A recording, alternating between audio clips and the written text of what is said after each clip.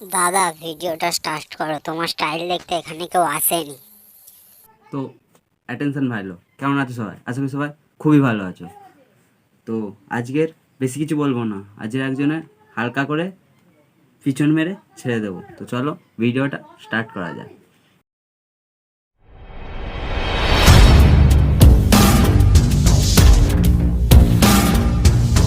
এই ও দেবে বলছি তুমি কোনো কবিতা কবিতা জানো? কোন কবিতা শুনবি?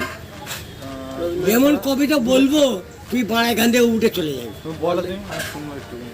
তোমার ভাইপো তোমার কাছে আবদার করেছে, আমি শুনে যাই গুড়ের ছড়া। কবি গুরু হ্যাঁ, রবীন্দ্রনাথ ঠাকুর চিনিস? না, আমরা রবীন্দ্রনাথ ঠাকুরকে চিনি না, তুমি একাই রবীন্দ্রনাথ ঠাকুরকে চেনো। এই তুমি চেনো? এই তুমি চেনো? তুমিও চেনো না? ওরা তোমরাও চেনো না, তো আমি কি করে চিনবো? তো কাকু একাই জানে রবীন্দ্রনাথ ঠাকুরকে। তো চলো বাংলা ঘরদের পাগলামোটা দেখা যাক। কালীপদ অধিকার চিনিস? করবো তা তুমি আর কবিতা বলো না, আমি কিন্তু এই মদে আমার চুকে দিয়েছে। তো কাকু তোমাকে কিসে কি করে দিয়েছে? মদটা খুব বাজে জিনিস। পাচ্ছি না ভাইপো, শরীর লিভার খুব খারাপ করে দেয় দাদা। মদটা আমি ছাড়তে পারছি না, কেন? নাহলে আমার টাকা সে গো, আমি যে কাজ করি। তো কাকুর কথা শুনে মনে হচ্ছে যে কাকুর অনেক টাকা, আর কাকু কোনো ভালো সরকারি চাকরি টাকরি করে হয়তো। তো দেখি কাকু কি বলে, কাকু কি কাজ করে। তো চলো দেখো তোমরাও। কি কাজ করো কাকা? এই কোথায় কাজ? আমি হয়তো ভাবলাম কাকু বলবে যে কোনো সরকারি অফিসে টফিসে কাজ করি, কিন্তু কাকু লাস্টের যে কথাটা বললো যে আমি কোথায় কাজ করি, তো এটা হচ্ছে গিয়ে 5 টাকার কে 10 টাকার বাবাল, মানে বুঝতেই পারছো, পাক্কা বাংলা ঘর। কোনো মেয়ে আমাকে পাত্তা দেবে কি? দাঁড়ান। কোনো মেয়ে আমাকে পাত্তা দেবে কি? একটা কথা বলি, আরে এটা তুই বলে দে কোনো মেয়ে পাত্তা দেয় কি কাজ করে? চাই ও বান্ধবীর সঙ্গে ঘুরবে তো। এই শোনো একটা কথা, কি বলে দেখ, কি ব্যাপার আমি যে ফালতু ছেলে, একটা কথা বলো না। মাঝখানে একবার শ্যামচোদন বলি। তো তোমাদের যদি কোনো মেয়ে পাত্তা না দেয় তাহলে কাকুর কাছে যেও, কাকু বলে দেবে যে কি কি করলে মেয়েরা পাত্তাই দেবে। কাকিমারা কিভাবে তুলেছি জানি? কিভাবে বলো? বলবই যে দড়ি বেঁধে ইট ফেলে দিয়েছি ছাদের ওপর, আর দড়ি বেঁধে মা উঠে গেছে। তো কাকিমাকে কিভাবে তুলেছে তো তোমরা শুনলে কাকুর মুখ থেকে। তো তোমরাও এরকম একবার ট্রাই করে দেখতে পারো যে হয় নাকি, হলেও হতে পারে, দেখতে পারো তোমরা একবার। আমি একবার ট্রাই করে দেখবো। ওই একটা ছোট ইট তোমার ওয়েট নিতে পেরেছে? মারা হাত ধলাই ইট মার।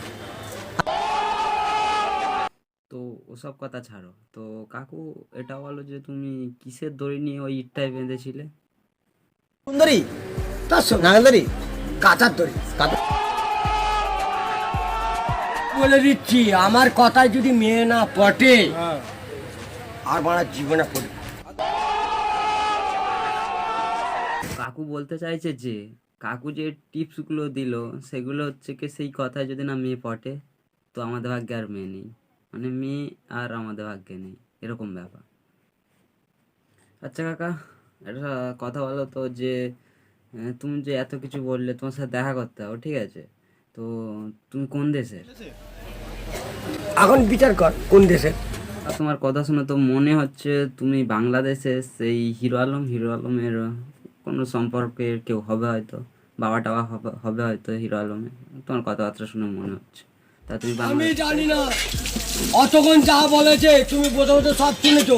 উল্টো কথা বলে আমি কোনো ছাড়বো না কারণ। হ্যাঁ কিন্তু শুনি তো। কাকু আমি বসে বসে সবই শুনেছি, আর কেউ উল্টো পাল্টা কিছু বলো না, ঠিক আছে? কাকু এমনিতেই খেয়ে আছে বুঝতে পারছো, তারপর উল্টো পাল্টা কিছু বলবে না, ঠিক আছে?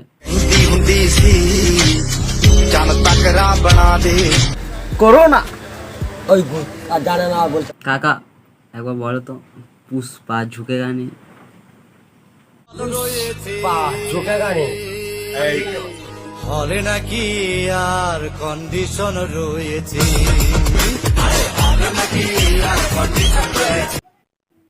তো ভিডিওটা কেমন হয়েছে অবশ্যই কমেন্ট করে বলবে, আর যদি ভালো লাগে তো অবশ্যই একটা লাইক করবে, আর শেয়ার তো করবেই। আর যারা যারা আমার চ্যানেলে হচ্ছে কি নতুন, তারা অবশ্যই চ্যানেলটিকে সাবস্ক্রাইব করে আমার সাথে থাকবে নতুন নতুন ভিডিও পাওয়ার জন্য।